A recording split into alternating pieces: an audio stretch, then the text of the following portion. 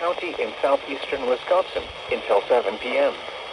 At 6:02 p.m., a severe thunderstorm was located near East Troy, moving north at 35 miles per hour. Hazard, 60 miles per hour wind gusts and quarter-size hail. Source, radar indicated. Impact, hail damage to vehicles is expected. Expect wind damage to roofs, siding, and trees.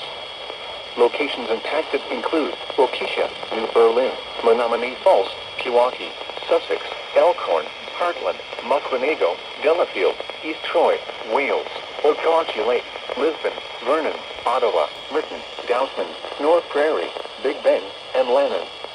Other landmarks included are the following locations: Pewaukee Lake, Ottawa Lake Recreation Area, and Pinewoods Campground. For your protection, move to an interior room on the lowest floor of a building. A tornado watch remains in effect until 10 p.m. for southeastern Wisconsin.